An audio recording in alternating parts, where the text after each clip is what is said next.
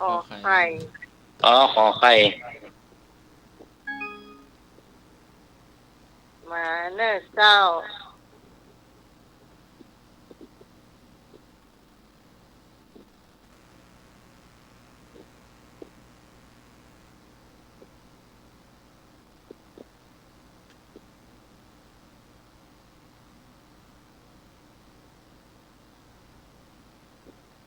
นี่เนื้อไข่แซ่บอ่ะ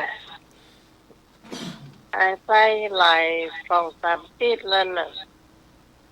นี่ค่ะอ่า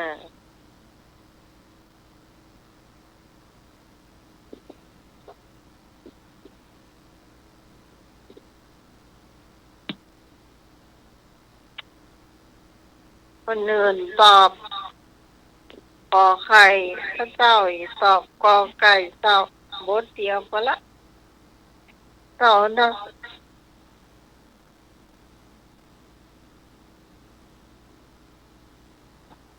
ไอ้หนุ่ยเหรอขอไข่ครับขอไข่โค้งลูก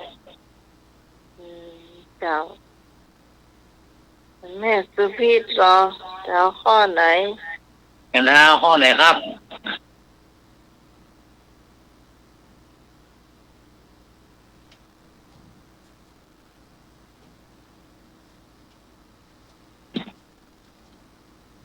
พี่ต่อข้อไหน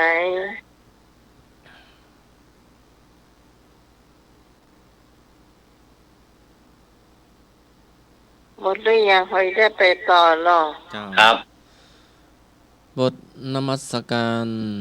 สิทธิคาถาผู้สวดถึงพระพุทธพระธรรมพระสงฆ์แล้วนอบน้อมด้วยเสียงก้าวย่อม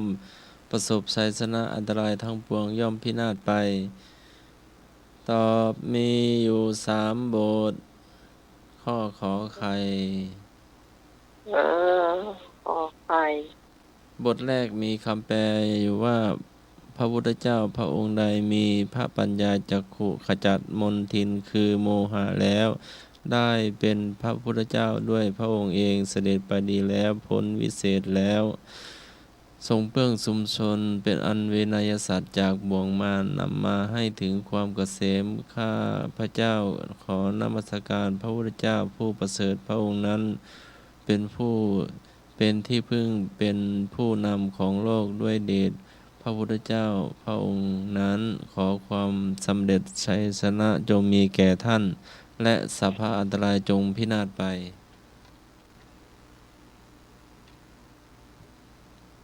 โอ้อันนี้แค่บทเดียวนะ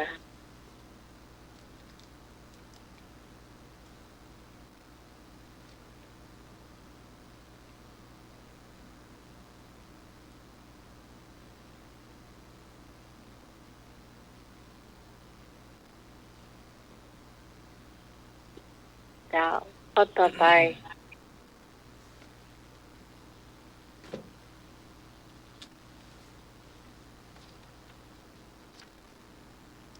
ข้อต่อไป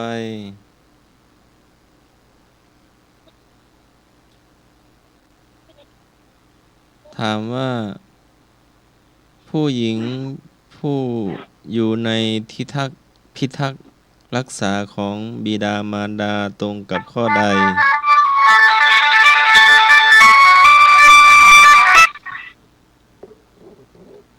เจ้าฮัลโหลสวัสดีครับเจ้าจากเมื่อกี้ผมถามที่สายแบตมันหมดพอดีเลยขอโทษเดี๋ยวอาจารย์ดูแต่จะถามว่าแผ่นอุปาตะสันติงเนี่ยเขาไปเช่าบูชาที่ไหนไม่ทราบครับอ๋อพระเจ้าบูชาที่ไหนอีกะลองติดต่อพระอาจารย์วิศวะแต่เจ้าพอฐานีเจ้าอ๋ออ๋อผมว่าที่คนนั้นมีที่จำหน่ายยังไงผมว่าอยากจะทราบเหมือนกันเพราะผมไม่รู้ว่าเขาไปเข้าบูชาอยู่ที่ไหนไม่ทราบที่ขออาจารย์น่าจะมีอยู่เจ้าเป็นหนังสือหรือว่าคุณอยากได้เป็นหนังสือหรือว่าเป็นอย่างเจ้าแล้วไม่อยากได้เป็นแผ่นที่เปิดเลยฮะที่เปิดมาเดี๋ยวเปิดฟังได้เลย ดี๋ยวคุณเอาเบอร์ของพระอาจารย์เนาะผู้อำนวยการสถานีนะเจ้า ผม คุณจดไว้นะเจ้าแล้วติดต่อเปิ้นเนอกครับผม 087 087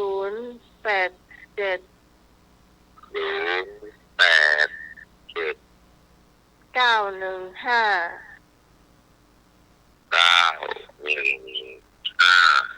2924 2924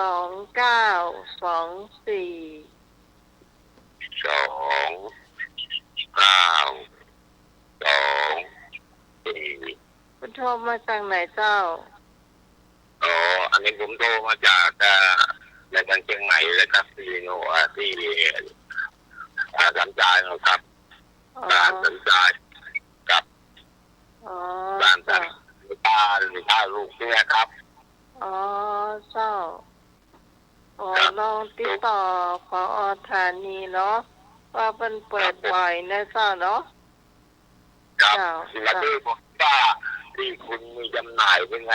ตรงนั้นนี่ผมคิดว่าคุณอยู่ที่วัดนั่นก็คงจะรู้ผมเลยโทรมาถามรบกวนเวลานะครับขอโทษนะครับไม่เป็นไรค่ะ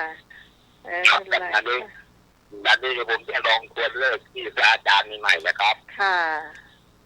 087ใช่ไหมครับค่ะ915ค่ะ2924ใช่ค่ะครับอาจารย์ขอบคุณ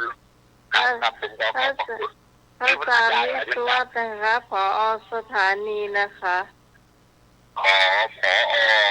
ผอ.สถานี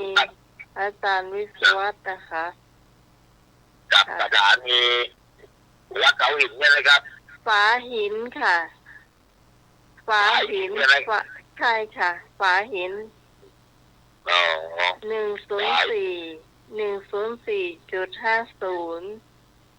ครับค่ะ104อ่ะ104.50 104ค่ะ104.50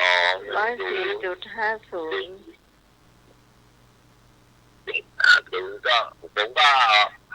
พยายามฟังแผ่นตาตอนนี้พยายามฟังเพราะว่าเขาเปิดในฟังก็ได้ฟังทุกคืนแล้วก็ถึงแม่การคุณผมก็พยายามฟังขอจะถามในเรื่องพอดีวันนี้จังหวะพอดีเลยนะครับคุณบอกมาครับขอไปมาครับขอพระคุณนะครับค่ะไม่เป็นไรค่ะสวัสดีค่ะครับสวัสดีครับครับขอบคุณ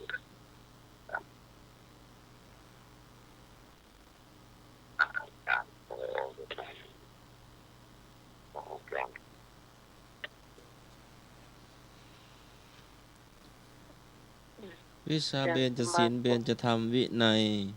ถามว่าหญิงผู้อยู่ในพิทักษ์รักษาของบิดามารดาตรงกับข้อใดกลูกสาวขอหลานสาวคอลูกสะใภ้งอแม่ชีจอภิกษุณี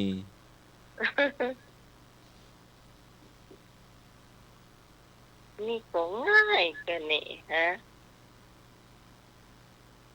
หน่อยก็พ้องตอบใช่อยู่แล้วเนี่ยฮะจะไปหอมสับไก่ก็งอกก็จะไก่ก็งอกเนาะ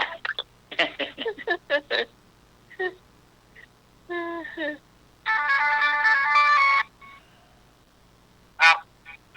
เอาก็ไก่ก็งอกเอาไงครับผมเจ้าทุกคนไก่กุ้งงกเหมือนกันเนาะเนาะ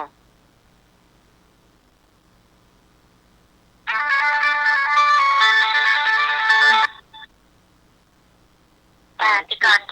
ก็ตอบข้าวกับไก่จ้ะเป็นลูกสาวจ้ะเจ้าครับผมจะไม่ชีเนาะ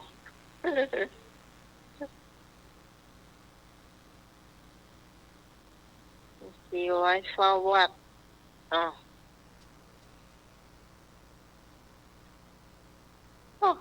ขนาดปันปืนนะไปหลวง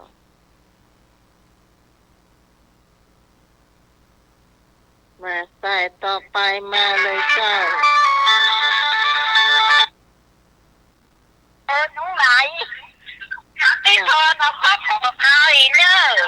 ครับผม นะ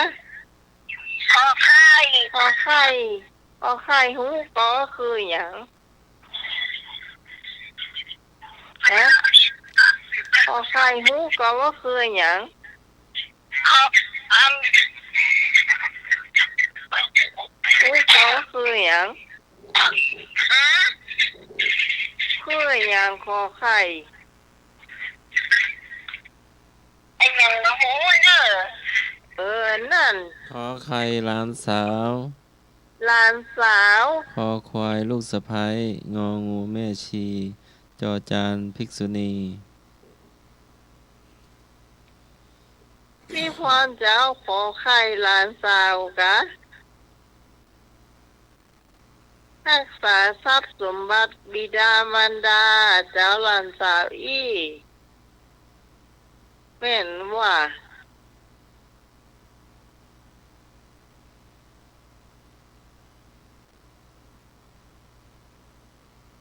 เปลี่ยนใจได้เนอะ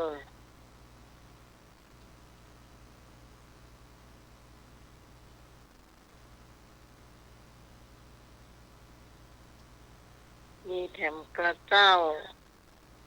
ที่จะตอบข้อนี้เจ้า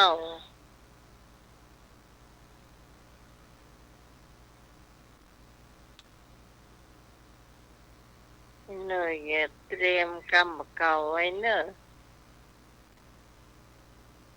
เดี๋ยวเราจะไปกรรมเก่า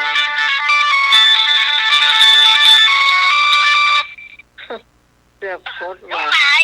เจ้า ตอนขอโทษเอาก็ไก่ดีกว่าเสียจุดที่ชอบกินนะแกนอา นั่นนั่นเตอะ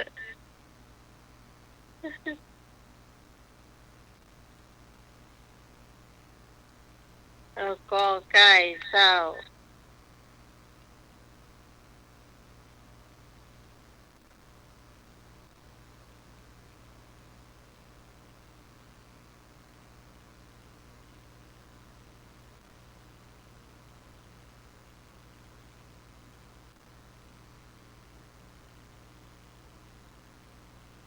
มีแถมก็ถ้าบ่มีจะได้ชัดเลยเนี่ยเต้า มาขอไข่กูออกหมดเนาะ อืม เฉลยกอไก่ลูกสาวเป็นผู้หญิงอยู่ในพิทักษ์รักษาของบิดามารดา น่าจะเป็นคนอื่นไปได้ ต้องหม ได้ ด เจ้า มีลูกสาวคนเดียว มีไว้หน่อย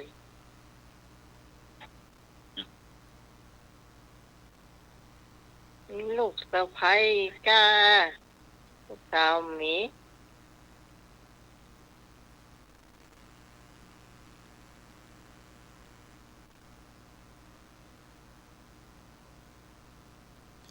ผู้รักษาอุโบสถศีลต้องบริโภคอาหารให้เสร็จก่อนเวลาใด กเที่ยงวัน ขก่อนบ่าย คก่อนค่ำ งก่อนรุ่งอรุณ จยามก่อนดึก ผู้รักษาอุโบสถศีลต้องบริโภคอาหารให้เสร็จก่อนเวลาใด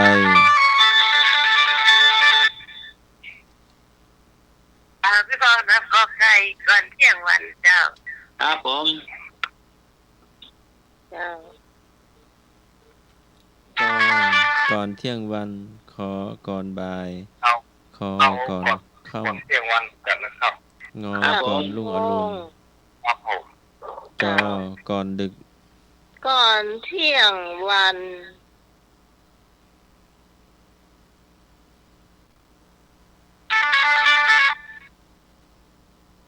เจ้า จ้าพี่กรจะเอาข้อขอไก่จ้ะก่อนเที่ยงวันจ้ะ เจ้า จ้า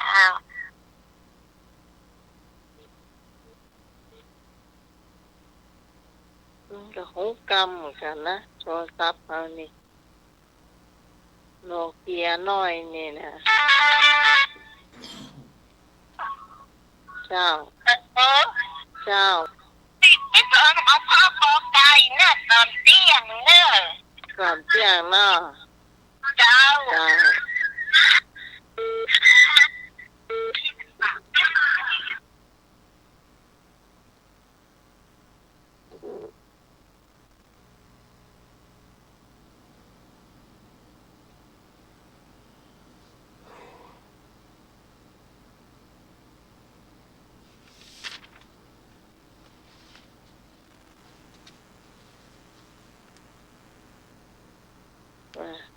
ผู้ฟังจะตอบเห็มก็เจิญเจ้า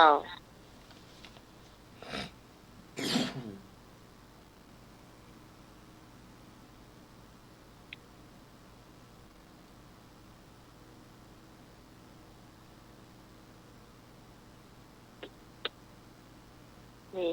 ก็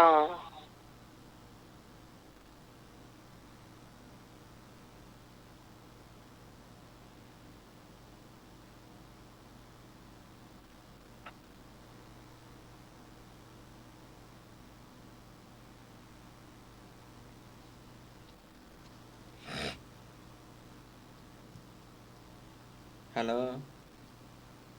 อย่างเงี้ย เจ้าหมดละกันเนาะ บอลเฉลย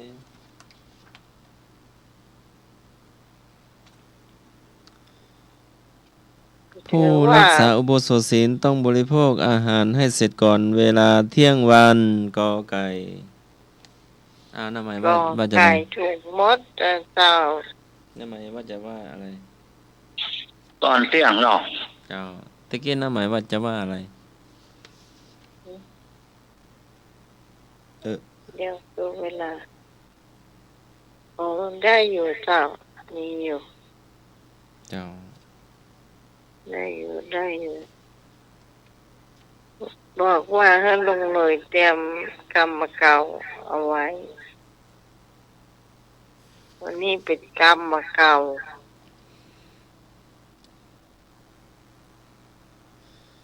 กุศกรรมบทใดสามารถแก้ปัญหามั่วสุมทางเพศของวัยรุ่นได้ก็เว้นปาณาติบาตขอเว้นกาเมสุมิจฉาจารขอเว้นมุสาวาทงอเว้นปิสุนวาจากรรมบทใดสามารถแก้ปัญหาการมั่วสุมทางเพศของวัยรุ่นได้ก็เว้นปาณาติบาตขอเว้นกาเมสุมิจฉาจารขอเว้นมุสาวาทงอเว้นปิสุนวาจา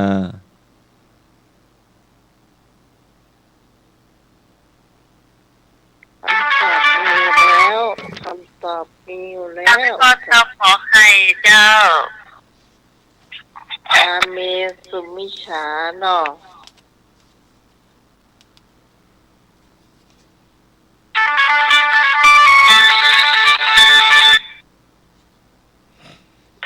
ไข่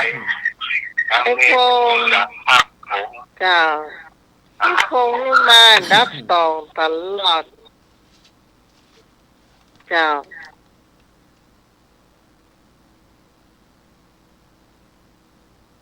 คล้องระดับสองมาตลอดไอ้พง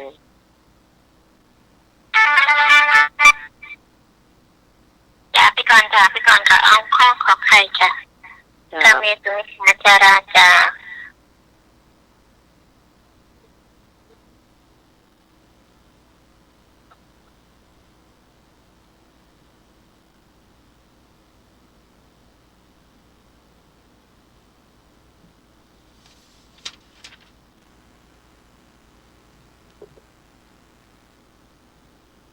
เจ้าใครจะตอบแย้มเจ้าพี่พรเอราวัณแก้นน้ำหายแล้วยัง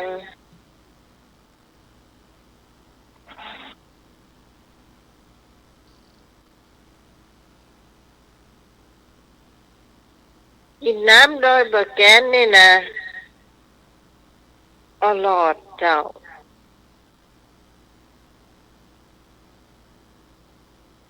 หลอดดูเจ้าถึงแม้จะอยู่ในแก้วก็ต่างเถอะ อันนี้ข้าวเต้านี่พระเจ้าว่านไว้เหตุนะเจ้าหนึ่งมันจะแบบเปียกตัวเฮาตัวเนาะมายศใส่ตัวเฮาตัวบอกคว่ำใส่ตัวเฮาตัวสองเราจะดื่มกี่อึกก็ได้มันเหลือก็เหลือในแก้วก็เททิ้งเนี่ย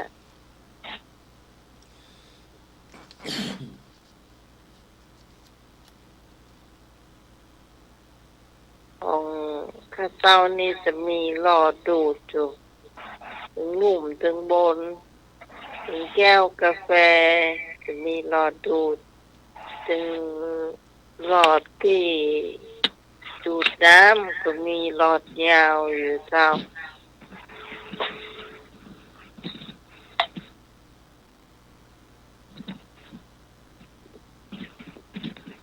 กินบ้วยได้ครับก็ก้อยกิน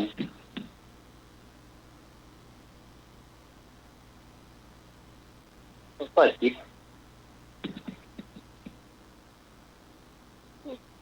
ที่บ่ค่อยถนัดเนี่ยคืออยู่ก็ส่งอันเป็นขวดเอามาให้แบบนี้นี่ยอมรับว่าบ่ถนัดเอาดีบ่ดีก็จะโลเข้าปากเขานักเกินเนี่ย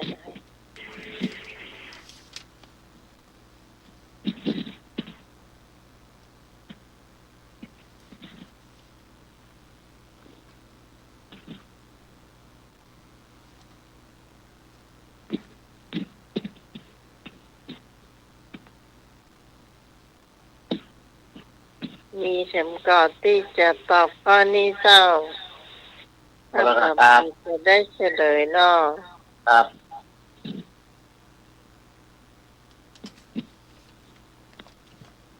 อย่าให้ได้ไปกรรมมาเก่าละกรรมบทใดสามารถแก้ปัญหาการมั่วสุมทางเพศของวัยรุ่นได้ตอบเว้นกาเมสุมิจฉาจารข้อขอไข่เจ้าก็เว้นข้อเนี่ยเจ้าเนาะถูกต้องนะเจ้าต่อไปเราจะไปกรรมมาเก่าเลยนะเจ้าต้มบะเกาปีนปอกปีนแปกปีนปอกปีนแปกเจ้าวันจะเอาลูกเก็บอันบะหินมาปีนไปปีนมาแต่นะแล้วอยากนักหรอ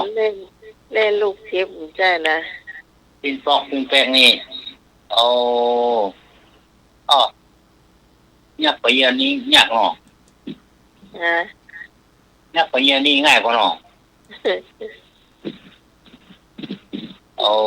ปีนปอกปีนแปกโดนจอบปะปีนแบบจริงเนาะเจ้าดูโคตรหลายเอาพี่พรมาเลยครับพี่พรมาละพรเอาพี่กรมาแหมคนก็ได้ปะพี่กรได้หรอเดี๋ยวก่อนเดี๋ยวก่อนพี่กรทำงานก่อนเอาไว้ก็มา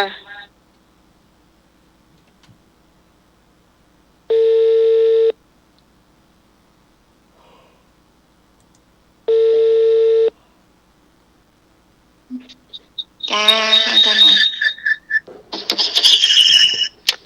น้องไม้ถ้าเผื่อหลับไปแล้วก็แล้วไปวันน้องแล้วก็เหนื่อยเพราะวันนี้ทำหลายอย่างเนาะไปนี้ด้วยช่วยเขาเก็บทั่วเก็บไหวไหมครับถ้าไม่ไหวเดี๋ยวก็หลับไปเองนั่นแหละคือเงียบไปก็คือไปแล้วถ้าเงียบไปก็คือหลับไปแล้ววันนี้ตามวันนี้ตามมาค่อยสามัคคีไอ้หนุ่ยวันนี้ตามพี่กรอักเสบจ้ะรู้สึกตามค่อยสามัคคีหมอตามันมองนี่มันไม่เห็นสันติธรรมนะต้องร้องเพลงกะใจสั่งมากะ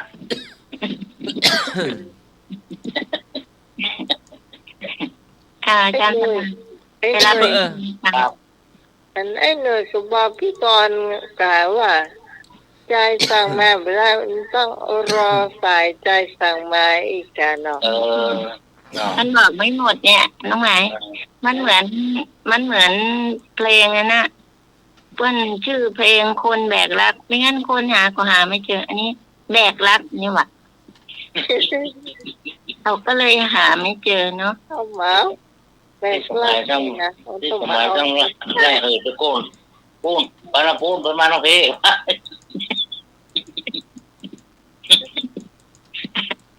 สมัยไล่ องค์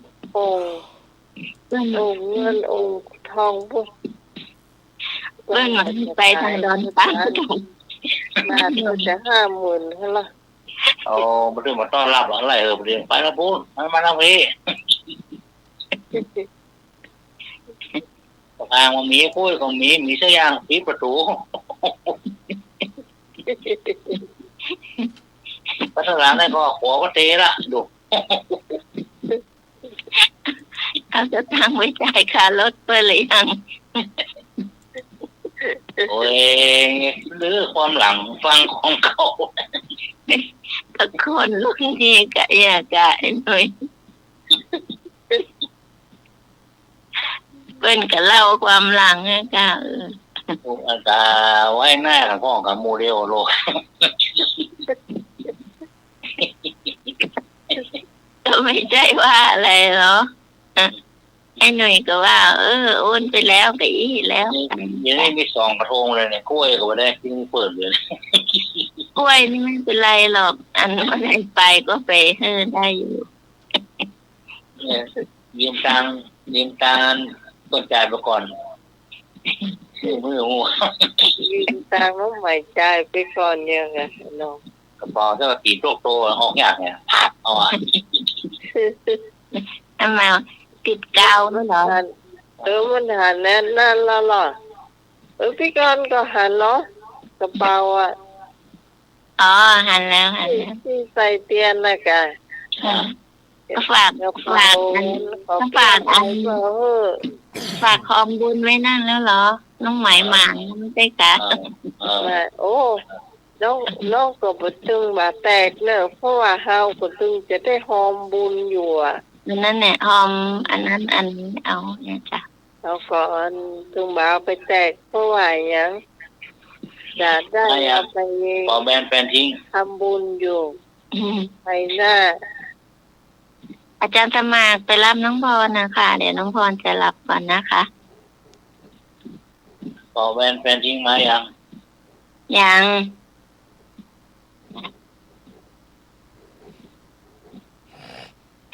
ไอ้หนุ่ยมันนะ กิน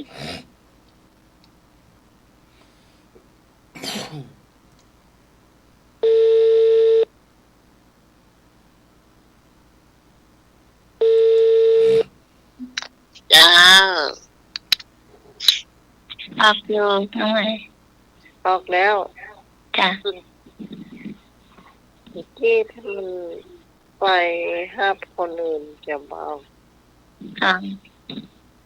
จ้ะสวัสดีน้องพรจ้า สวัสดีจ้าพี่กรณ์เจ้าสวัสดี น้องพรน้องพรจะเล่าเรื่องไอ้หนุ่ยก่อนเด้อไอ้หนุ่ยปิ้นป๊อกปิ้นแป๊กว่ะ ก็คนเท่าปาปิ้งเนี่ยค่ะเจ้า อันนี้มันเป็นปัจจัยไงอันน้องร้อนแล้วถ้าว่าปิ้นปอกปิ้นแปกเราจะอู้จะได้ ผูกความอย่าง ปิ้งข้าวจี แต่ว่าเข้าจีวะ ข้าวจีเปิ้ลมาปิ้นกันแล้วอาจารย์สมัครเขาปิ้งหน้าหนาวหน้าร้อนเขาไม่ปิ้งแล้วข้าวจี ปิ้งจีวรเขาเรียกว่าปิ้ง น้องวานเคยได้ยินไหมปิ้งชิวอน ก็มากดีก็แตก เขาเรียกว่าอะไร ปิ้ง ปิ้นจีวรหรือว่า ปิ้นปอกปิ้นแปะจำเป็นว่าปิ้นจีวร ป ปิ้นป๊อกปิ้นแป๊กก็คือคนพูดอย่างหนึ่งแล้วก็อีกอย่างหนึ่งเนี่ยพูดไม่ตรงอย่างสมมติพี่กรณ์บอกไอ้หน่วยผู้พี่กรณ์จะไปสันติธรรมเนอะถ้าพี่กรณ์ไปสักกรรมอีกอย่าง จะทำอ่ะ ไป โอ้ผมได้มาจะทำรถกับแย่ไว้ไหนหมูเนาะ มาหูเส้นทางอีกตอนแรกก็จะไปไอ้เนี่ยไม่ใช่อย่างพี่พรเอราวัณหรอไอ้หน่วยบอกพืชตบมือมันก็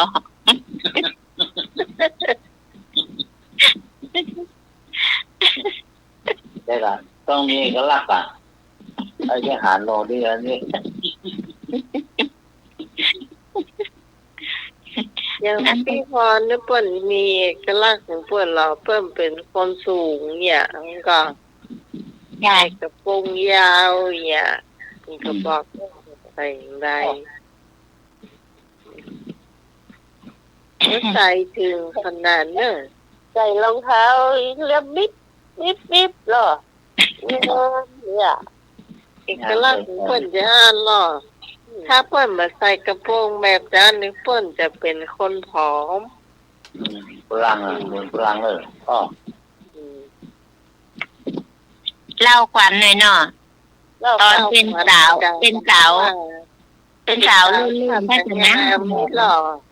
ไอ้หนุ่ยว่าเป็นสาวศาสตร์จะงามเนอะพี่พรเนรวันนี่นะสูงเนี่ยคนเพียเลยเนาะ ใช่ สูง ไอ้หน่วยเกือบได้เป็นพ่อยกแล้วนะเป็นลิเกเก่า พ่อยกหน้า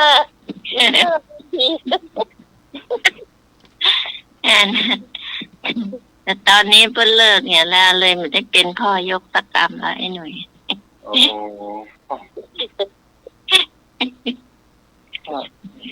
เก๋ก็ยิ่งลงจะลงทุนนักหรอเก๋อะ ใจถึงว่าใจถึงเมื่อน้องใหม่วันนั้นเมื่อจะท่าเขาจะมาบอกเขาจะมาตัวพี่จะเมารถมาอยู่อ่ะโอ้จะเมารถมาจะได้จะได้จะไปขับมาตัวอย่างเนาะ ปีนปอกปีนแป๊กโจบไปละเนาะเอาใหม่เนาะ จ้ะ วัดหัวแล้วลูกง่อน อ๋อ มาแล้วลูกหลังนี่เนาะ วัดหัวลูกง่อน ลูกก็ ไอ้หน่วยฟังคำมุงหมอก็รู้เรื่องพูดภาษากลางให้ฟังหน่อยละ มันไม่เปิงอ่ะ น้องใหม่ยังอู้เปิงตะกี้มันก็อู้ภาษากลาง วัดหัวแล้วลูกท้ายทอยอีมันหัวเปิงอ่ะ ถ้าบ้านพี่กรเขียหัวลู เจ๊ ก คือว่าจ้ะ แดะอย่า เออ เก็บหัวแล้วรูปหลังนี่เนาะ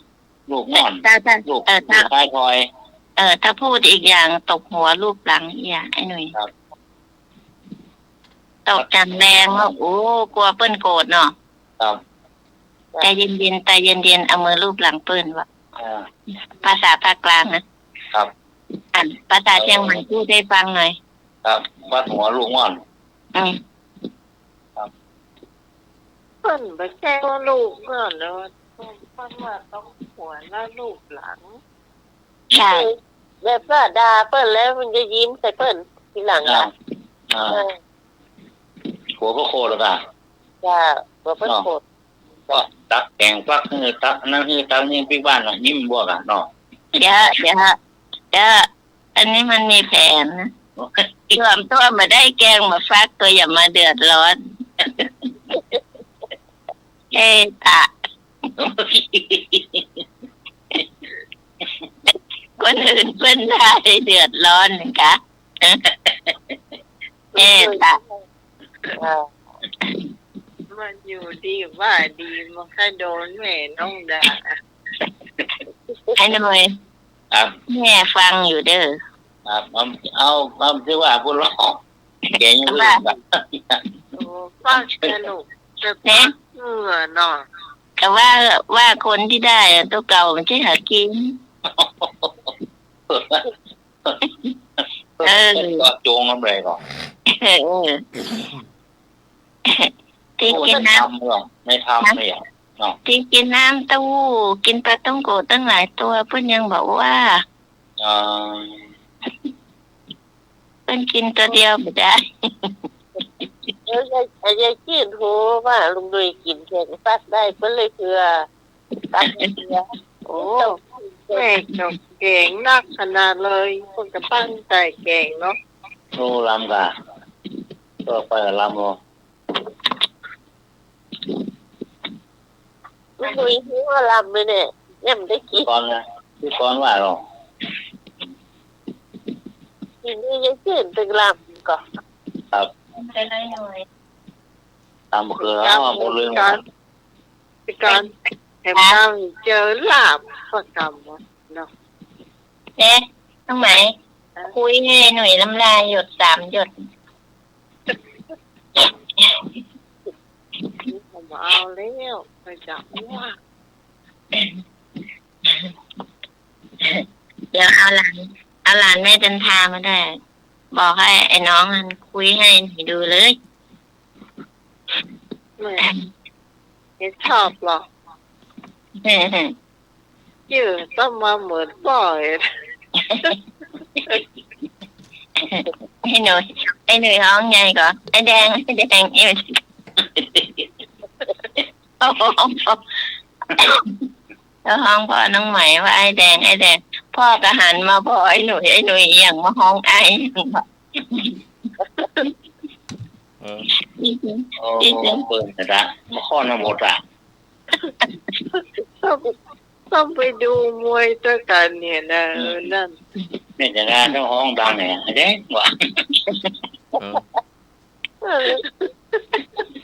ไอ้หนุ่ยเล่าแม่จันทาจริงๆเดี๋ยวแม่จันทาจะเข้ามา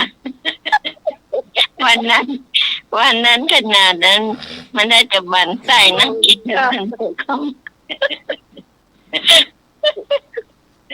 อยากกินข้าวก็ขยาก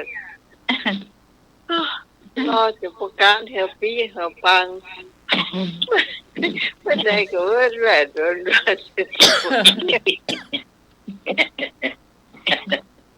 ไม่เห็นนะฮันป้ายโรงเรียนดัน2 เตื้ออนามัย2 เตื้อเดี๋ยวไม่เห็นป้าบ้านเนี่ยหันรถเนี่ยว่าหันรถออยเนาะ เนี่ยชื่อโต 2 เตื้อนะ เนี่ยชื่อโตมือเนี่ยมันเจ้ามือนะ เตื้อ ชื่อมันโตมือของเจ้ากิน ถ้าแม่มาตบมือนะสบายจะไปทางใต้น่ะไปใต้เลยนะแม่ เที่ยงวันโวยเข้าบ้าน มันจำโทรศัพท์ไว้อย่างเขาแปลกโทรศัพท์นี้บ่ใช้เป็นประโยชน์จ้ะ ไอ้หนุ่ย ครับ จะเอาเรื่องอย่างว่าก็ว่าไป ว่าไปกับยุ่งมอกว่าเวอร์ละ ใช่ไอ้คำเราน่ะเอาว่าละว่าหมอ เ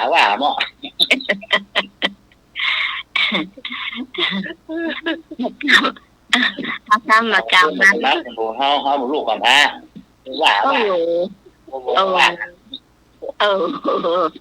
ไม่บ้าละไป ขอเพลงก็ไม่ได้ขอโทษฟังอ่ะ ผมมัน11 นาทีไปแล้วจะฟังอย่างหมด มาเล่น จะเปิด มาเล่น จะเปิดหรือไม่เปิดเขาเปิด มาในเปิดเนี่ยนะสมัยพี่ซองนะถ้าเปิดมันฟังเวอร์ ไอ้หนุ่ยแต่คืนนี้น้องใหม่ยังจะแปลกของพี่กรยังไม่ว่าสักคำก็ฟังวันนี้ไม่ได้กับวันอื่นก็มีเหรอไอ้หนุ่ยขอเพลงไม่ถูกรองเท้าหน้าห้องนั่นก็ ใช่ครับ แล้วใครร้องอย่างบอกอาจารย์สมัคร เวลาเราอ่ะกรรมการตัวไหนฟังว่า โอเคนั่นอย่า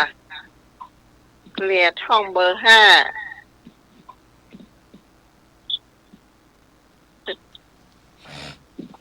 มันมีค อัน น นั้น ท้องเบลอ อันนั้นได้ยินเขาพูดกันเนาะ ครับ หมู่กวนมันพูดกันเนาะมันไม่ใช่เพลงอันนี้หรอมันเรียกเพลงเกิบหน้าตูบพับอีหรอเออ ส้มปอเกลือก็บอกเสือมันก็บอกน้ำพริกบอกผางบ้านเฮา นั่นน่ะพี่กรณ์จะว่ากันน่ะมันก็ ส้มปอเกลือก่อนไปน้ำพริกหางว่ะ พี่ก่อน ได้ แม่น้องอันเจ้าไปดูเผิกตอนออกแต่ยังมาเล่าให้หน่วยฟังว่าโอ้ยเนี่ยได้เอาประพังวานน่ะ เป็นไงกันน่ะ คือมันซุกแล้วไงเขาจริงเนี่ยได้เอาเนาะ เอาแต่ก็ซิมันหายเต่ายาวๆเอาพี่กรณ์ก็เห็นพี่กรณ์ยังเอาไม้ที่แม่อันซิสั้นๆพี่กรณ์ว่ามันกรอบดีด้วยพี่กรณ์ได้กินจริง แล้วก็อันที่เขาจากสมัครไปนะอันรุ่นใหญ่มันก็เริ่มเหลืองพ่องละแต่ล่ำนะเพราะว่าเอาจิ้มน้ำพริกเนี่ยมันถ่ายยากหน่อยเนาะเพราะมันข้างในมันจะแข็ง แต่ว่าถ้าผ่าเสร็จนะไว้จิ้มกันน้ำพริกจะลำ มันจะออก ก็ มัน อมหวาน ใช่แต่ที่พี่กรณ์กิน2 แกนท่านก็ลำเพราะว่ามันยัง มันหน่อยอยู่ จ่ามัน อัน มันก็ล รุ่นเล็กกันนะ ำแล้วไอ้หน่วยส้มปอเกลือเฉลยเป็นไง หัวเปี้ยงกันน่ะกะส้มปอเกลือ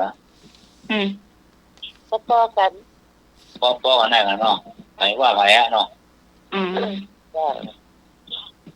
โอ้เนี่ยเนี่ยส้มปอเกลือนี่มีตัวอย่างหรอมีผมเมียคู่หนึ่งอ่ะวันมานั่งโกงหรอกเนี่ยเรื่องมันกินด้วยกันแน่นอนแล้วเมียบอกยินน้องเองด่าเนี่ยทุกวันไม่รักสุขภาพเลยหรอกทุกวันเมียตัวเองด่าข้างอะไรตามไล่หัวด่าทุกวันจมเนี่ยหัวมันโยกใส่พุทธน้ำแข็งใส่สองก้อนแล้วถ้าเทมันฝากเมียฝากเปียใส่ปาก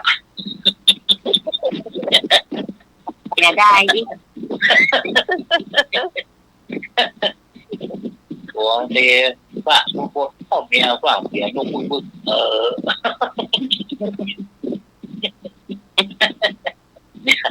เนี่ยมองส้มปอกเหลือ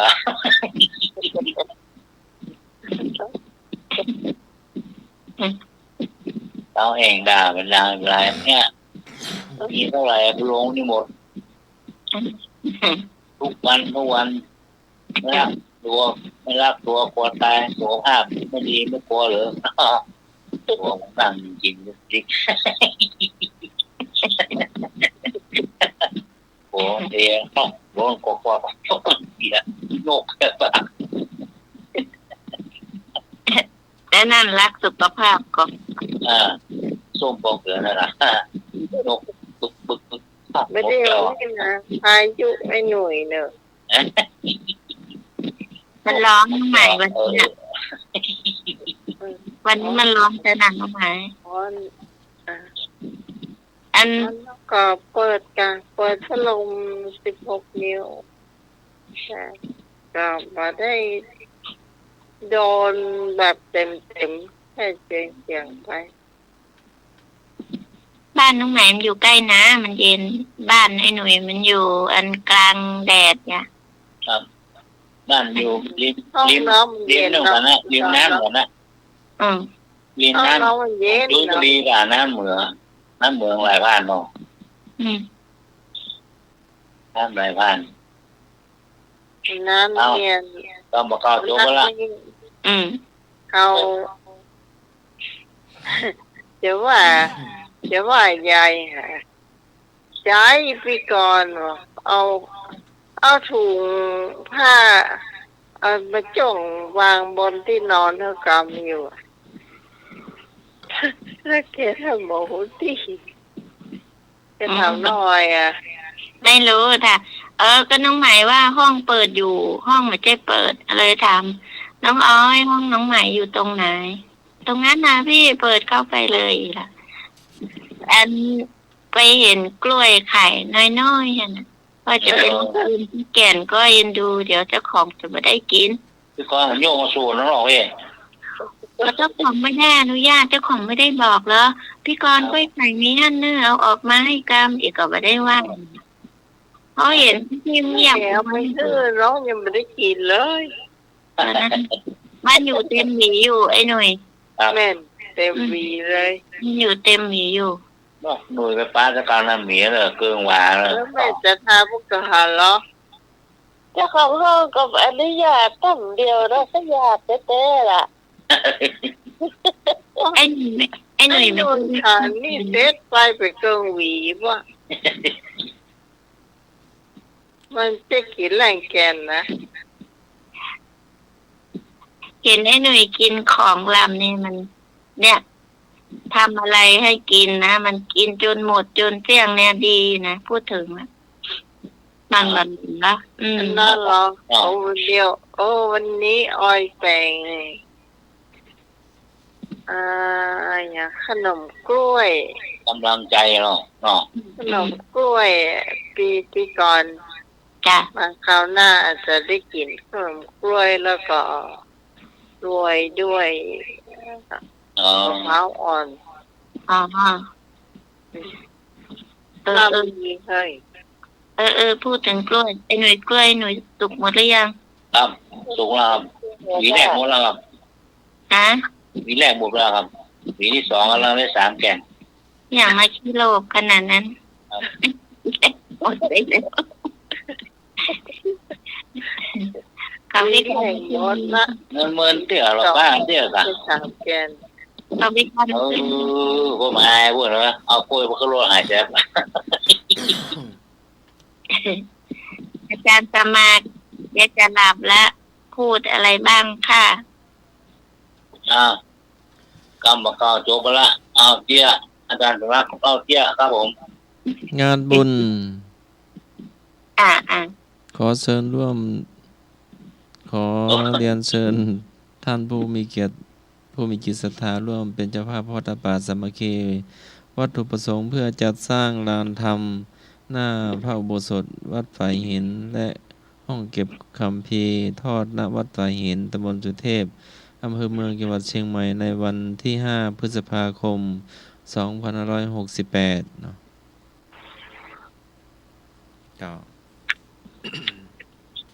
จบแล้วหน่อยเจออาจารย์สมัครเตรียมไม่แหม1 จานมีอยู่ อันนี้เตรียมไว้เป็นช่วงไอ้หนุ่ยอาจารย์สมัครจบแล้วเจ้ามีหรอมีไปเลย ครับ แล้ววันที่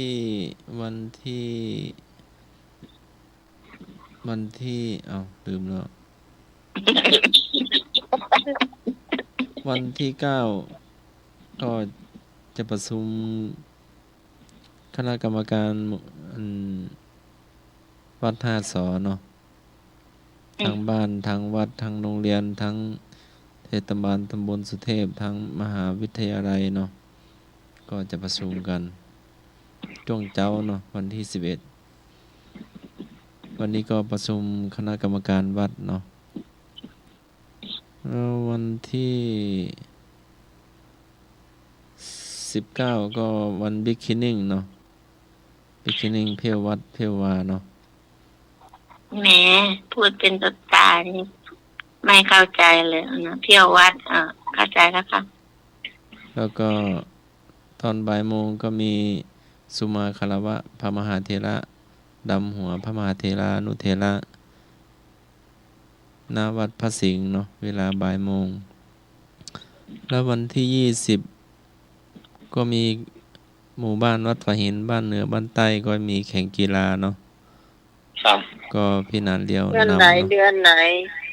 วันที่20 เมษายน กับวันที่19 เมษายน 19-20เจ้าแล้ว ที่ ก็วันที่ 21จะเป็นวัน ส่ง อุ น้ำค บา รูบา สกาส่งน้ำ กีฬาสามัคคีเนาะอาจารย์เนาะ เจ้า วัดโรงเรียนบ้านสามัคคีกันโอ้สุดยอดจริงสามัค แล้ว คี ก็ กัน วันที่30เนาะทุกวัดทุกวาก็จะร่วมสร้างพุทธมณฑลเนาะวัดละ 10,000 ตามมติวัดตามมติ 30 วั อะไร ด จะสมัครบอกด้วย ตามมติวัดละ 30 30,000 เนาะก็เบื้องต้นก็วัดละ 10,000 ก่อนเนาะตามที่มติที่ประชุมก็จะร่วมกันสร้างพุทธมณฑลเนาะอำเภอเมืองเชียงใหม่ แล้วก็อำเภอกัลยาวิวัฒนาอำเภอเสมิงเนาะก็ได้สถานที่ประสูติเนาะเจ้าสถานที่ประสูติก็อำเภออื่นทุกๆอำเภอก็ได้หมดเนาะสถานที่ประสูติตรัสรู้ปรินิพพาน บุญกำมุดดวงเมืองเชียงใหม่เนาะ เจ้าที่พุทธมณฑลอำเภอดอยหล่อเจ้า ครับ อ๋อ ก็มา ที่ ร่วมได้ บ้าน เนาะฮะ โอ้บุญกำมุดดวง วันที่30 เมษาหรือว่าอะไรจะส 30 เม มัคร ษายนนี่ก็จะไปมอบถวายที่วัดลำเปิงตะโพธารามเนาะ อ๋อ เจ้าสำนักงานเลขากองงานเลขาหลวงพ่อเจ้าคณะอำเภอก็จะได้ดูแลเนาะแล้วก็จะไป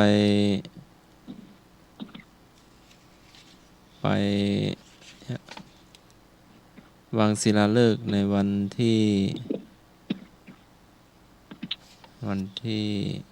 8 พฤษภาคมเวลา 4 โมงเย็นถึง 6 โมงเนาะเจ้าก็ไปร่วมได้เนาะ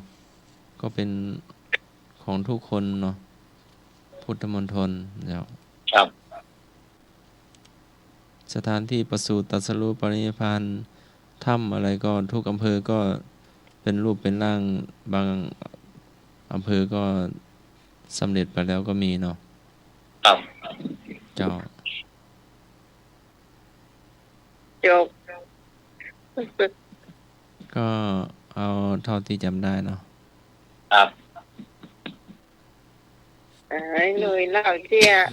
เยี่ยเนาะ เชื่ออาจารย์สมัครจบแล้วอ่ะ อ่า เชื่อไอ้หน่วยอ่ะ เยี่ยส่งแม่ไปองยาเนาะไปจัดเจ้าอ่ะไปจัดเจ้านางไปบ้านรออันที่บ้านแม่นั่งรอหน้านี่คำเลยถ้าหมอก็อยู่ในห้องก่อนเลยอ่ะหมอประจายอ่ะเนาะก็อยู่ในห้องก่อนละแล้วก็นั่งทั้งงานรอละ2 คนไม่ลูกเมาคู่กันนี่แหละถ้าหมอก็ได้ลืมเสื้อกาวอ่ะโซ่ลงมาก็ต้องไม่ใช่เสื้อธรรมดาละหมอโซ่ลงมามีนักตัวโตก่อนป๊บนะรับอยู่ค่ะ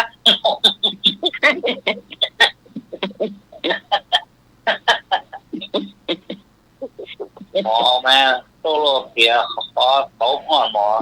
รับอยู่ค่ะมันน่ารอเลยเจ้าละแต่ไม่ใช่ไอ้พี่นั่นหมออ่ะโอ้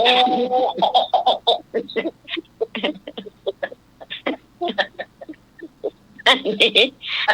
เป็นหน่วยที่ตกหัวลูกเงิน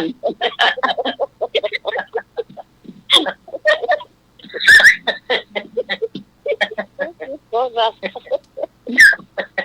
ตอนเป็นหมอตอนมาตรวจนี่แหละอันนี้นะ แม่ดื่มพอนะแม่มีหน้าหนีแค่หายมึงบอกได้พอเหลือ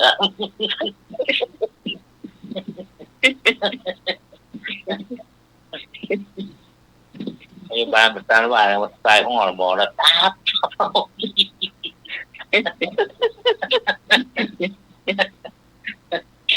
ไม่ได้เสียเสื้อกาวอ่ะหมอให้ลืม เรื่องสามบอ จะซื้อธรรมดาจะซื้อตัวยินเนี่ยโตออกมาเปียกคอโตงอนฮะรับคิวกันผมรอก่อนเปิด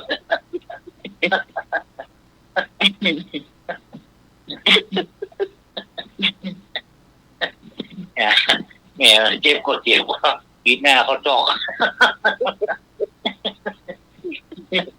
นี่ลุงลัง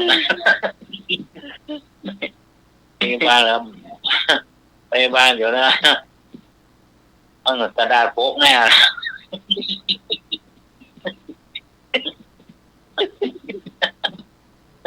พี่กรณ์จำไว้เถอะ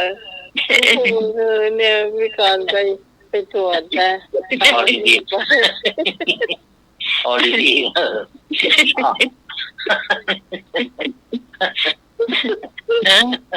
อันนี้เขาไม่งั้นแล้วไอ้หน่อยอันนี้พยาบาลจะก้านอยู่ก่อน พยาบาลมันหน้าหมดการพยาบาลมันมองซ้ออันตัวนี้ตั้งมาหลายแหละมันก็ซ้ออันมันมาก่อนเปิดอย่างพระเจ้าอ่ะก็นัด8 โมงมา6 โมงไปอ่ะ มาเอาคิวไว้ไง คิวนั่งรอหมอพยาบาลว่านั่งรอนี่พี่โบแรกเนี่ยบอกมานั่งอู้กันแล้วหมอนี่อยู่ไหนก่อนเลยอย่างเนี่ยในห้องอะไรอย่าง อันนี้พอให้พอดีพี่จะเข้านะเปิดคนนั้นออกมาก่อนบางทีจะเข้าไปนี่หมอยังเขียนใบสั่งยามาแล้วพยาบาลให้เรียกเข้านะไม่ใช่เหมือนของให้อยู่แล้ว มันนั่งมาอะไรอย่างนั่งรอกะอย่างหมอมันไม่ใช่เสื้อกาวโตมาเปียเสียเขาเสียโตนะรักคิวค่ะ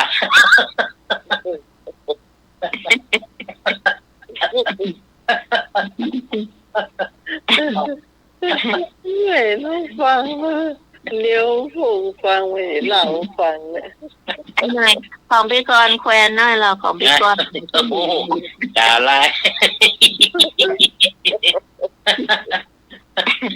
ด่าไรไม่ได้นะหมอต้องกินก่อน พี่กรณ์ห่อข้าวไปกินแล้ว กะมันแน่นะมันมิ่งอ่ะพวกเราจังยังบินหน้าโลกสองยิ่งใหญ่เอาเข้าไปนักหน่อยพี่กรณ์เพื่อมันจะได้มา10 โมง11 โมงได้มาอ่ะมาเที่ยเที่ยงอันเมื่อเขานัดที่อันที่แล้วนะขนาดได้คิวที่14บ่ได้นะแล้วปะเที่ยงครึ่งว่ะลงไปเอายาอย่างน้อยก็เหลือได้ปีกก็ไปตั้งแต่7 โมงอ่ะที่เราหมู่บ้านนะเนาะนี่มีเรื่องนะนี่มันก่อนมาเรื่องมันเป็นอำเมืองนะเนาะอำเมืองมันเป็นอำเมืองมันต้องเนี่ยเราเนาะเราหมู่บ้านเนี่ยของเราส่วนเป็นเจ๊แข่งเจ๊ขายป่ะอันสุมาเนี่ยฝากอยู่อันเปิดไปตรวจไม่การที่เราไปก่อนตัวทีก็เกินกลางมาโลดโค่นโลดโค่นเมียดีก็ต้องเหนียวฝากหมดละ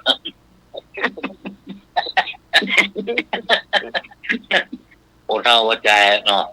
ชอบใหญ่ๆอ่ะฝังอ่ะมันเร็วว่างัวเหี่ยวก็ต้องโดนแบบร้อนปัดดวง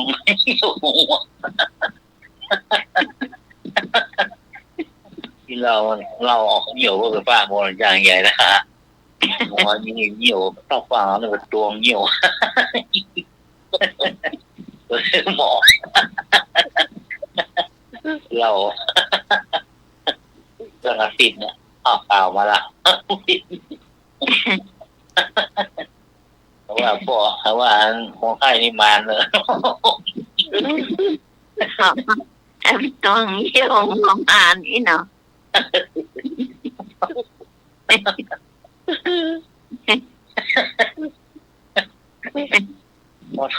โอ้เท่าว่าใจป่วยก็เพราะว่าพ่นมาน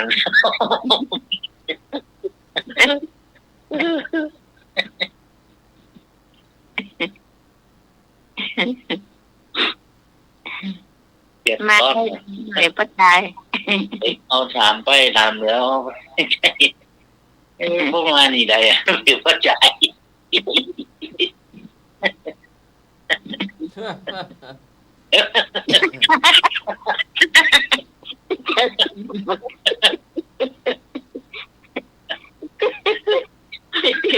ไม่เต็มใจใครหัวก็ไม่ต้องใครหัวก็ได้ค่ะ หรือว่างูแม่มัน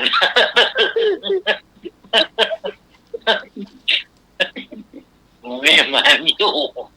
ฝากใครฝากที่เล่าน้ำไม้ตัว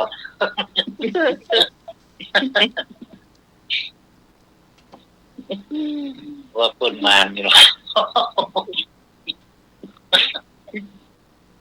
ลูกก็ได้เก็บไปในลูกหน้างูนะ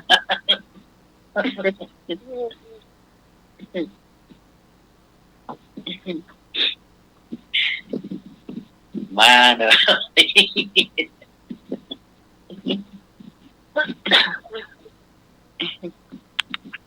แกน โลกเนาะขอบูละ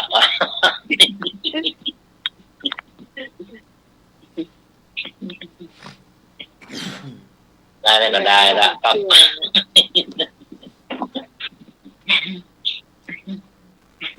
เชื่ออาจารย์สมัครหมดหรือยัง ยังเจียเนาะ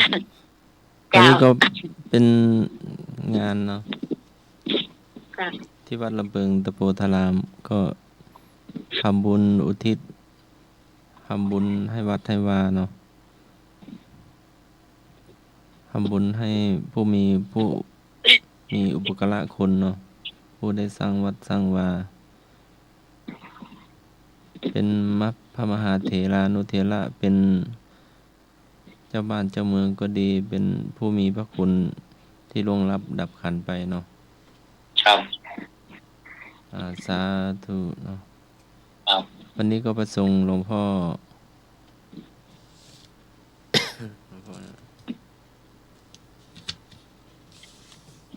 ทรงหลวงพ่อพระครูอรุณศรีโลภาสอดีตเจ้าวาดวัดป่าพร้าวในเนาะวันนี้พิธีพระราชทานเพลิงศพหลวงพ่อแบบพิธีแบบโบราณล้านนาเนาะมีนกหัสดีลิงเหตุตั้งแต่ตอนเที่ยงไปถึง4 โมงเย็นเนาะถึงประตูพญาไก่กันเนาะ เจ้าเดินผ่านหน้าวัดโลกโมลีผ่านโรงพยาบาลสันดอกผ่านโรงเรียนวัฒโนผ่านตลาดเมืองใหม่กะเชียงใหม่เนาะประตูเชียงใหม่ประตูเชียงใหม่ แล้วก็เลี้ยวมาเนี่ย ผ่านวัดพวกเปียกอะไม่แน่ใจเนาะแต่วัดพวกเปียกนะครับไม่ละไม่นั่นเนาะแล้วก่อนถึงป่าเหี่ยวจะเป็นดอยขึ้นอ่ะครับเป็นดอยหรือเป็นเนินก็สะพานเล็กไม่เห็นมีเหล็กนะสะพานหัวข้ามน้ำมาวันน้อยๆมันเป็นดินหรือเป็นอย่างพวกนั้นตรงนั้นเนาะเป็นแล้วก็มาถึงป่าเหี่ยวก็จูงหลวงพ่อมาเนาะโอ้พระเถระก็เยอะพระสามเณรก็เยอะเนาะครูบาอาจารย์ก็เยอะศรัทธาก็เยอะเนาะ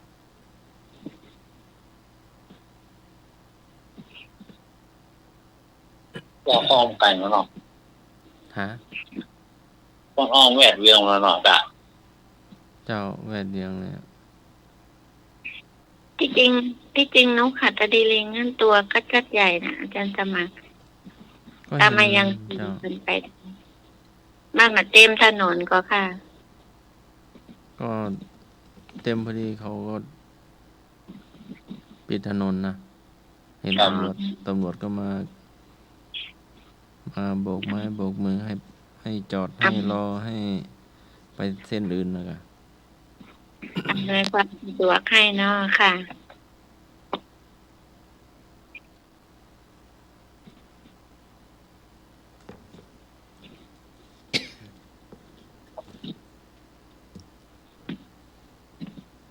แต่ถ้าเป็นตังวัดบ้านนอกเขานี่จะ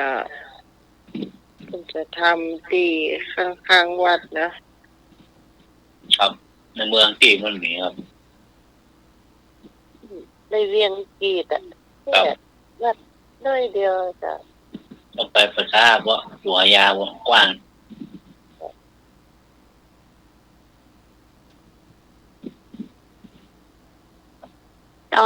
ตอนที่น้ำท่วมอะที่พี่กรณ์ไปเก็บไอ้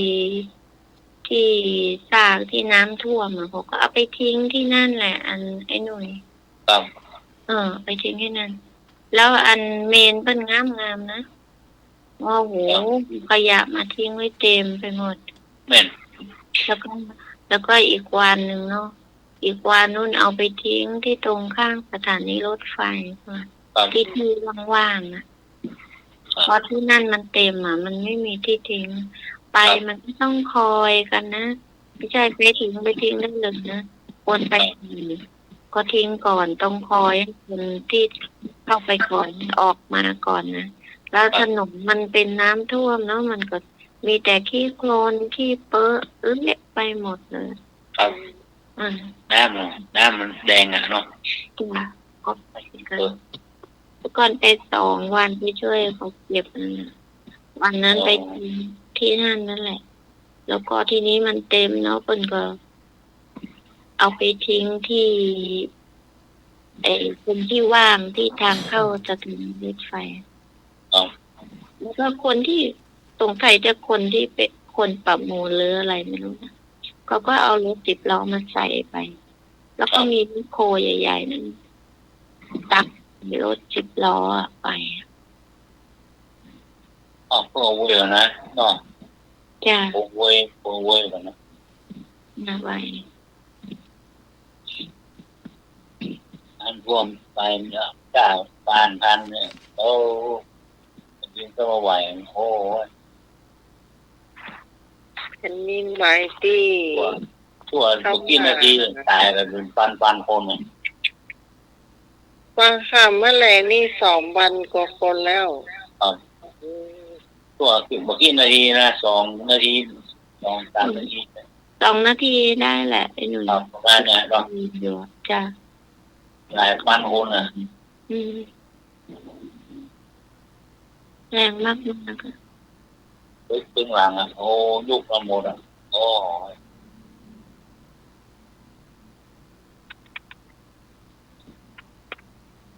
ป่ะนี่แอบจอ อย่างเอาอันตอนมาเดี๋ยวมีก่อนพี่ฮอนมีก่อน เอาของตึ้งทองมาก็ได้พี่ก่อน เมาไข้หวายหน่อยลืมไปหมดแล้วน้องหมายพี่กรณ์คิดถึงพี่กรณ์จะไปหาหมอพี่กรณ์ต้องตั้งท่าดีๆก่อนเดี๋ยวมันเป็นเหมือนเป็นเหตุบ้าเนี่ยไข้หวายหน่อยลืมไปหมดละ นิ่ง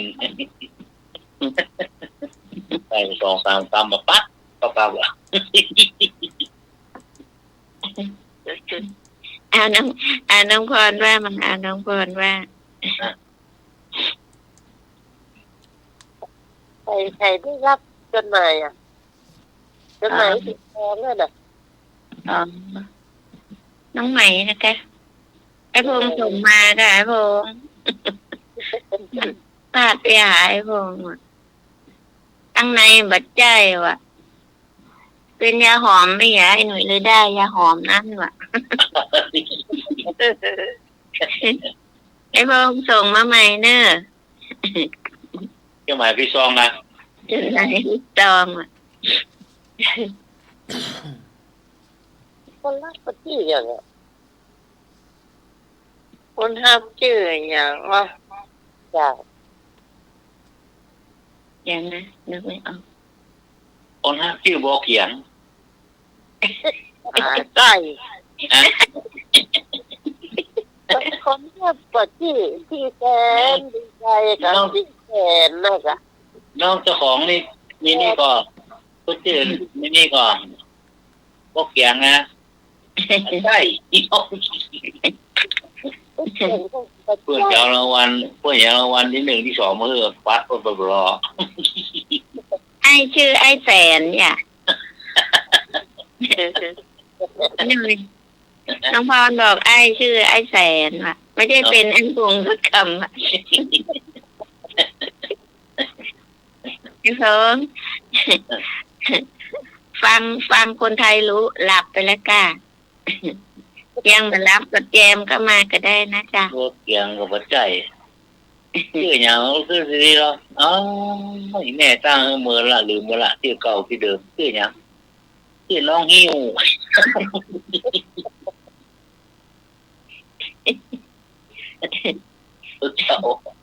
เจ้าบอกสิก่อน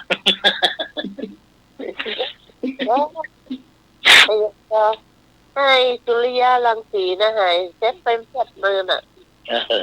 อ๋อเดี๋ยวนี้เปิ้ลมาเข้ามาทางนี้ เปิ้ลเข้าไปทางพวกจานเน้นรักมั่งมหาสมชาติบ้างนี่จ้ะมันไปทางโน้นเช้านี่ก็ตัวอาจารย์เน้นรัก ใครเขา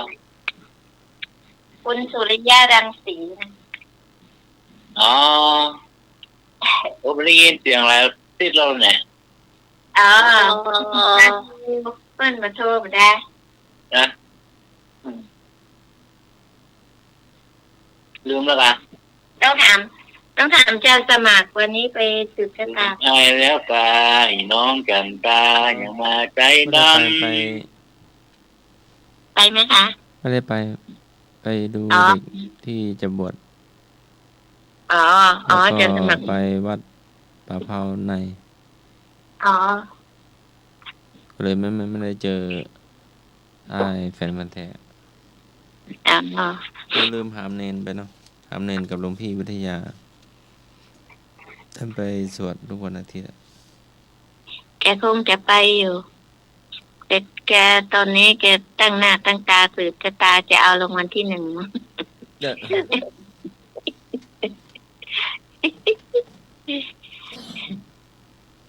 พี่กรณ์อวยพรขอให้โชคดีเนอะรางวัลที่ 2พี่กรณ์เอาเด้อ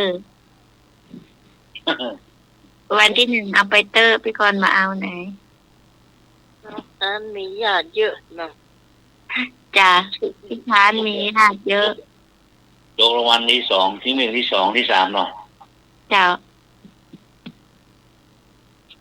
วันที่ 1ได้ตั๋วว่ายน้ำไปปิกวันที่ 2อย่างล้างสวมวัด5ห้อง ดีเหรอ อ้าว เกิดที่หน้าจะได้สวยผลบุญของช่วยถูกนี้ทุกชาติเนี่ย โดนลงไปโอ้เจ้าเล่นสอบล้างห้องน้ำวันนี้ปูนักปูเนี่ยอย่างได้หมดอ่ะก็อย่างเจ้าห้องน้ำโตโลกไปกว่าตันห้อง เดี๋ยวจะพึ่งเอาแหละรางวัลที่ 3แล้ว อันรางวัลที่ 3ก่อนอันนั้น วันที่ 3แล้วขนหลัวไม่แห้งกับข้างวัดนะมาขวางนอก อันตู้ตะวันเนี่ยโดนขนแล้วเหรอเนี่ยเดี๋ยวจะ ตามหน้าไฟยังแห้งเลยเจ้ายังได้หมด แล้วกำภูมิได้โทรไปถาม ไอ้น้ำเบื่อมาเอาเนี่ยยังมาล้างมาช่วยเอาจูบ อ่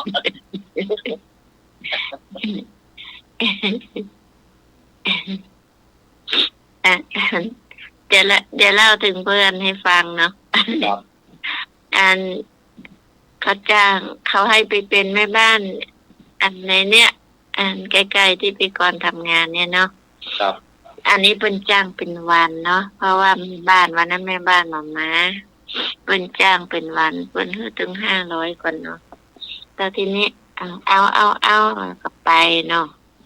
แล้วอันไปเจออย่างไอ้หนุ่ยว่านั่นเนี่ยอันมันลาดบะลงเนาะแล้วอันแกเห็นแกจะทำให้แล้วสักห้องแกก็ทำมาแล้วเนาะ ครับ อันนี้มันจ่ายตังค์ล่วงหน้าด้วยนะ อ๋อไปตามมาแล้วเนาะ ใช่เพิ่นอ่ะแกก็เลยเอาตังค์ไปคืนเขาเพิ่นเอาสักกรรมว่านะเขาก็ถามว่าอย่างทำมาได้ โอ้ยยะโอ้ยงั้นเหลือว่าเต็มห้องน้ำไปหมดเบื่อ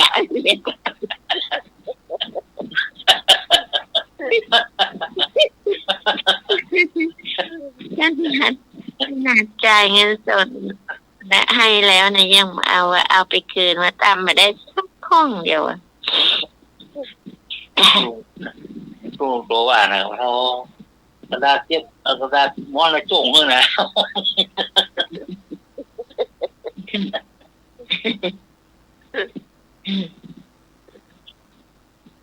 ไปมาปล่อยหลวงกับตุลุงโตวันนี้อ่ะ ตามหน้าค่อยจะแข่งอ่ะอย่างนี้ก็เนี่ยมด ใช่ตุลุงโตมาปล่อยหลวงน้องเกียวอ่ะ เนี่ยเหมือนในหนุ่ยว่าเนี่ย ถึงน้องเขียวละเนี่ยค่ะ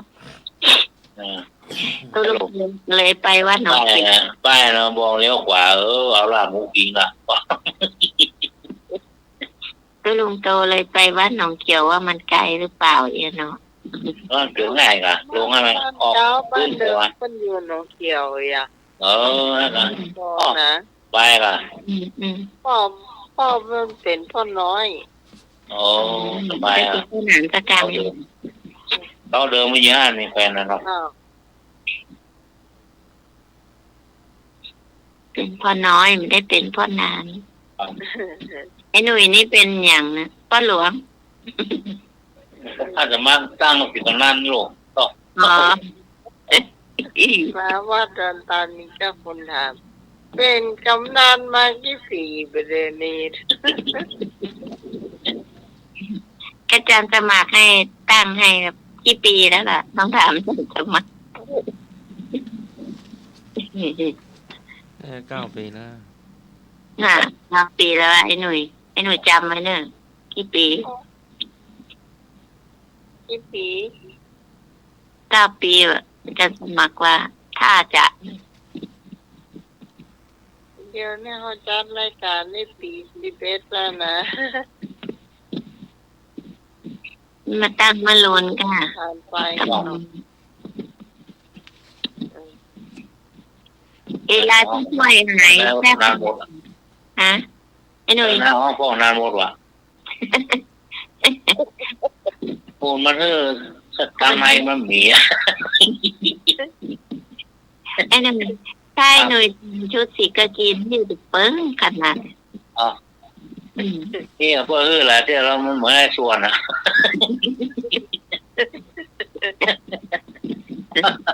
พอตัวหนังเหี่ยวยอมยับ ก็เสื้อเตียวไปจะบ้านน้องใส่ไม่ได้สักตัว อย่างน่ะ แม่ฉันถามว่าเอาคืนไหมเนอะ อย่างไอ้หนุ่ยมันตรวจ คือมาดีๆอย่างนี้บังคับอ่ะ มันตรวจตรงขี้ปุ่มกับไอ้หนุ่ย ฮะ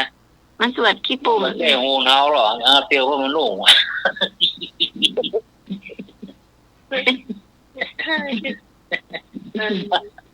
เขาเป้านี่เครื่องหัวเขาอ่ะเครื่องพิสมัยมาเอาที่กัน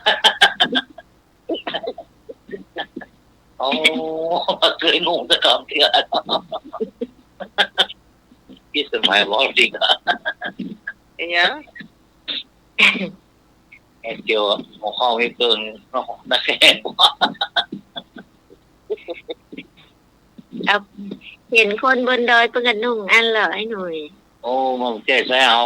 มันหูดีด้วยนะมันเที่ยวเอา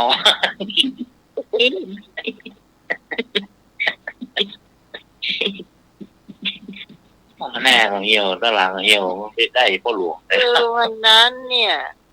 ถ้าลองเข้าไปอยู่ในห้องน้ำแล้วลองกบหูว่าไปได้ไปได้อ่ะ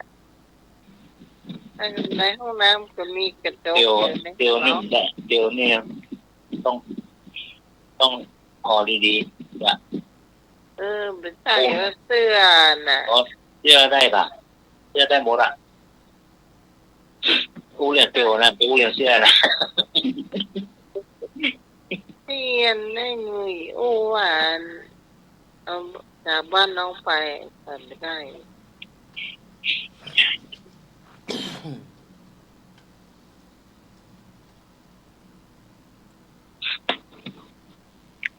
อย่าง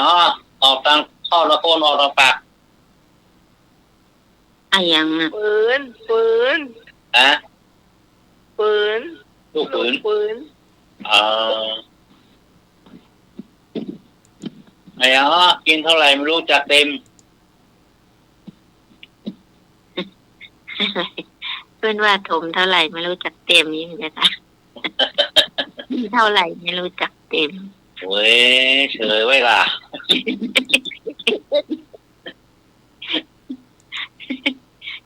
ไม่ใช่ได้ยินเพลงร้องเนี่ย เฉยไว้ก่อนนี่ไม่มีหูคิงอ่ะ ช้างสมัครอ่ะอย่างกินเท่าไหร่ไม่รู้จักเต็มไอ้หนุ่ยบอก เป็นของกินหรือเป็นคน ของกินครับ กินน้ำลาย ครับถูกต้องชาติกรน่ะมันปากพอดี ปากดีกันเนาะปากคนดีมันใช่นะฮะ ตั้งกับไม่ได้ว่าอย่างเราได้ยินเพลงมันร้องย่า ซูซิเหรอซูซิเพื่อนนี่ยินกันแต่นั้นว่าหูดีไป แค่ซุซิไม่ได้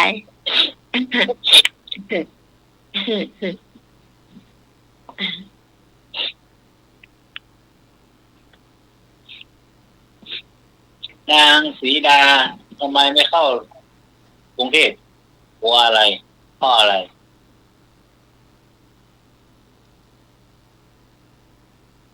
นางศรีดาทำไมไม่เข้ากรุงเทพ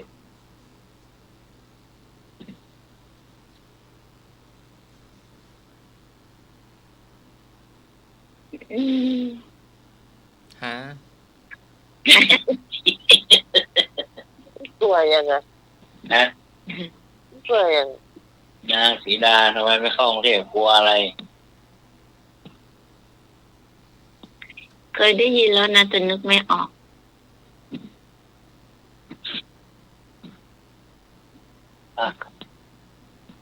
ว่าถนนพระรามนะคะ ถูกต้องพระรามสอง โอ้โหเสริมล้มมาเลยสะพานน่ะ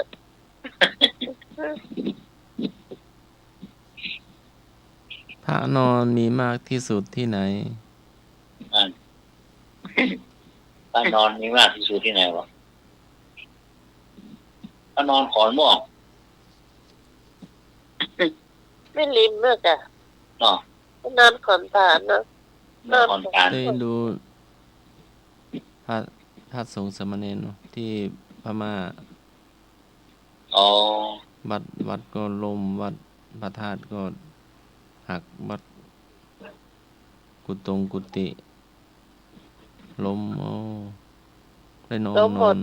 ได้นอนกลางลานวัดอ่ะ อ๋อก็ดูละ ก็ โอ้หนัก เขามันรอยแยกอยู่ที่ประเทศเขาเนาะ ครับ อยู่ใกล้บ้านเขามันเลยกระทบหนักเห็นตึกก็ล่มหลาย แต่เรายังเล่นหนังละ สถานที่ที่ญี่ปุ่นเคยไปแอลกันเนี่ยก็เสียหาย เสียหายเยอะเลยแล้วก็คงจะฟื้นฟูมาไม่ได้แล้วก็ มันต้องเตรียมไว้เนาะเพราะโรคเรามันอายุหนักแล้วเนาะอายุหนักแล้วอาจจะข้างในแกนโลกมันก็ มันมันคาดการณ์ไม่ได้จะสมัครอย่างสมมติว่าเป็นนินจะไหวตรงไหน มันประเมิน ก็ ไม่ เต็ ได้ มไว้ เนาะ แล้วเนาะ อืม โอ้ความไวมันเลยเป็นพันกิโลอะด่า อุปขนาด แต่มีสะเทือนมัน แปลงไปแปลงมาโอ้โหบอกเส้นเลือด ก็ แต นึ ก กว่า แตก เขาเข้าใจว่านึกว่ายักษ์มาหาคนนะ โอ้ เหมือนตอนเด็กๆอ่ะดูหนังอ่ะ กี่นาทีอ่ะ จักรนะ โอ้ยังว่าอยู่ในสายอยู่ยิงนะ อยู่กับติ๊กสูงกับบาดสวาเนาะ ครับ หัว ใช่หรอ แต่ลูกบ่าวเตรียมพร้อมผมเป็นเนี่ย โอ้ยบวมแล้วครับ เอาจ้าเอากระเป๋าที่ใส่เสื้อใส่โน้ตบุ๊กไว้เรียบร้อยแม่ขวดน้ำเงินมาขนาดนี้หรอหัวเป็นยังปกติแล้วลูกก็บอกว่าอย่าง ครับ วันนั้นล่นลงมา โอ้ ก็เสื้อกล้ามก็เสื้อขาดสั้นลืมมาได้ปิดไฟปิดแอร์ก็จะมาล่นลงมา แต่เขาเตรียมตัวพร้อมเขาก็ดีนะน้องพร คนเนี้ยตอนที่เขาอาชีพของเจ้าของกำไม่อยู่กำตลาดหล่น ถ้าอยู่สูงต้องติดปีกแล้วเนาะถ้าอยู่สูงอ่ะ ครับ เตรียมบินเหรอจะสมัคร แม่นต้องมีปีกไว้แล้วถ้ามันเดินลงตึกมา10 ชั้น20 ชั้นไม่ทันละมั้ง ร้าน บา นะ งทีไฟดับห้องปิดประตูลิฟต์ห้องทางหนี้ มาเฮ้ย ลื ล ม งทาง เปิดกุญแจห้องอะไร จะดับ ใช่ไม่ให้ลงคันใดเอา ไปมี ได้เอาปืน บัน ไป ไดหนีไฟหลังบอกกันเนาะ ใช่ก็ลง 30 ดันไม่ใหญ่ลงเนาะ ก็ไม่ทันละมั้ง ดันละ ไม่ทันจะสมัครข้อมันสูงไง ถ้าปีกนี่หรือว่าปีกเราไม่แข็งแรง ปีกที่หนึ่งจะแข็งแรงหน่อยไอ้หน่อยเอาแบบกระหังเนาะเอาดงผูกนี่ ปากเปรลงข้างบก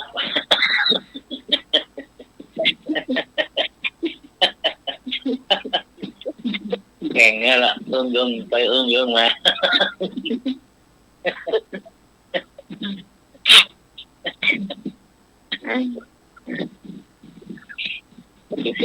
ที่จริงบ้านเราเนี่ย ดีเนาะพูดถึงเนาะ เจ้าของกำคู่กำไม่อยู่กำพวกเฮียคู่โลด ความที่ตกใจเนี่ยเนาะมันคิดไม่ออกสักอย่าง เจ้าของแบกเรีโลด แล้วที่ไม่มดขี่ไม่กวาดมันเราขี่ไม่กวาดวัดได้ป่ะบ่ได้เนาะ อยากทำบาปยังบัลลอง ลองอันตรายเนาะไปทำนั่นรู้ว่าเป็นเรื่องเล่ามันบ่ได้หรือจะได้ เรื่องเล่าไม่ได้เปิ้นเป็นนิยายจะสมา มียายเนาะ กัน เพราะกลัว กัน ไอ้โมดขี่ไม่กวาดแล้วก็เขาได้ขี่โมด อาจารย์สมัครลองให้อันเนน้อยอันปีโป้กับดีโดลองขี่ไม่กวาด เดี๋ยวลูกเขามองภาพ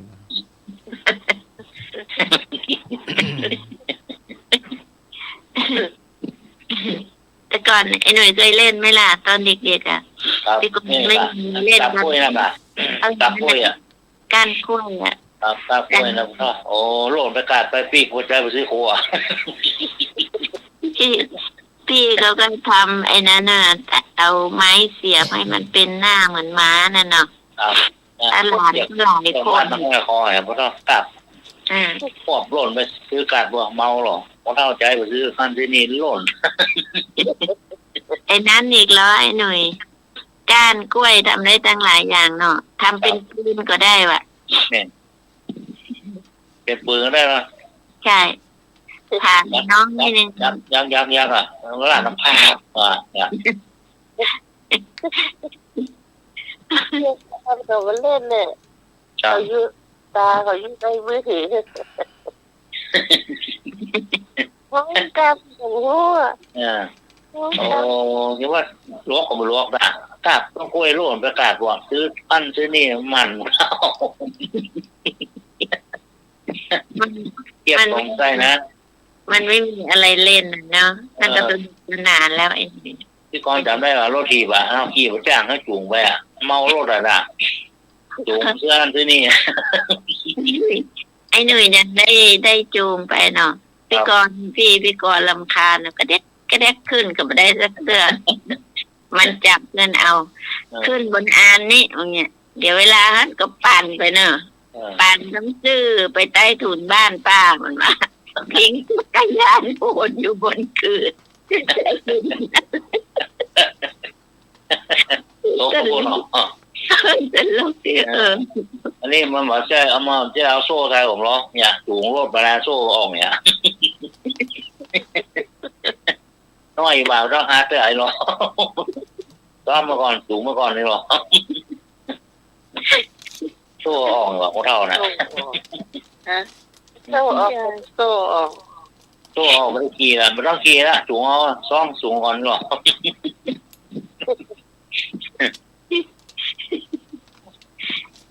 ก็ใช่เนี่ยไปจูงรถทีไปซื้อโฟมกันซื้อน้ำมันกัดกันซื้อข้าวสารกันแล้วก็ เป็นละอ่อนนี่มันตลกเนาะเป็นใช้อย่างก็ยากมุดเนาะแต่ พวกรถทีหล่ออย่าจูงไป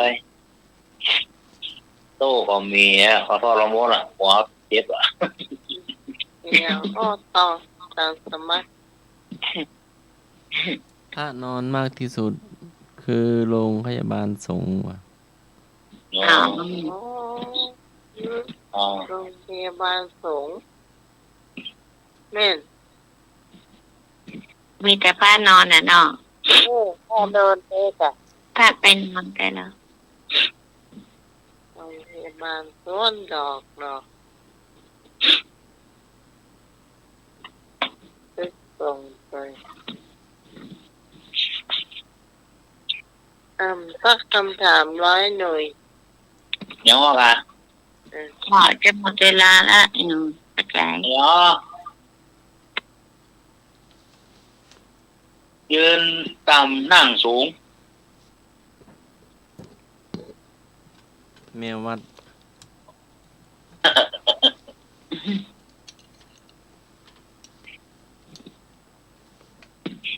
ยืนต่ำนั่งสูง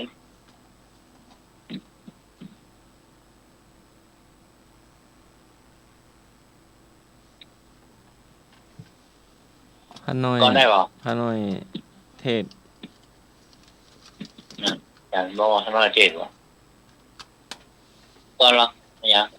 หมามันก็ แม่ละครับ เวลามันยืนมันมี4 ขามันก็จะต่ำมันก็ เวลานั่ง หัวมันก็จะสูงมันก็ ครับ เพราะที่บ้านมันมีก็เลยดูมันนั่นแหละ หมาบ้านน้องมันขี้ค้านลูกมันจะเหมือนลูกโดน เอาสเอา อยู่กัน เอาสกุลบนกินนะบอกแป๊บเข้าคิดโอ้ที่ใจปลายหางก็เจ้า ไอ้หนุ่ยเอาอันไอ้ปลาต้งโกให้อันนั้นกินเป็นดอลลาร์ เอานั้นน่ะ ชอบเนาะ ครับ ดิ๊กจะขึ้นกันไดดิ๊ก น้องออนบอกว่าขึ้นไม่ได้ขึ้นเดี๋ยวลงไม่ได้ ขึ้นได้ แม่มันเดือดเจ้าของมันเดือด เดี๋ยวลงไม่ได้ค่ะ ขึ้นได้เดี๋ยวลงมาได้ โอ้มันมันจะน่ากเหรอดอลลาร์คนใหญ่ละ กินน้ำหน้าอร่อยกินปุ๊บปุ๊บ นั่นนะ ตัวตาอ้วน กินน้ำดังนี่ทั้งหมดนะเราด่า กินแบบอร่อย เนาะ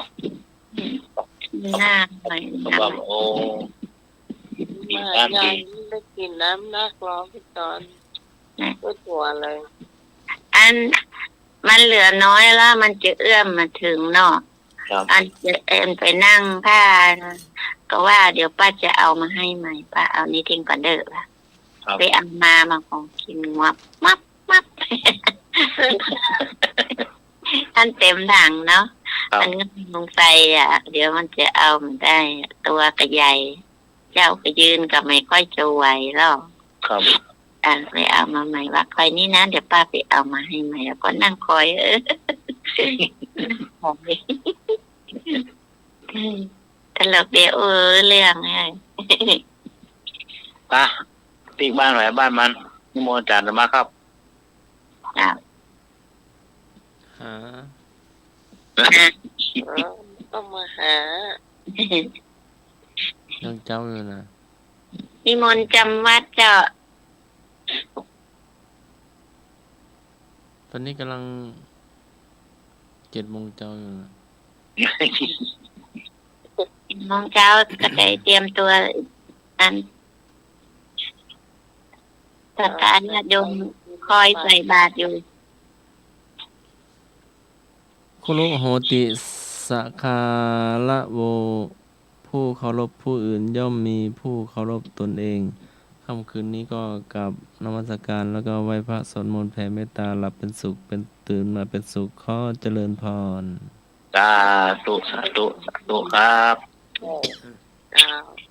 สำหรับค่ำคืนนี้ขอบคุณพระอาจารย์พระครูสมวิศวัตวรกิจโตผู้อำนวยการสถานีที่เมตตา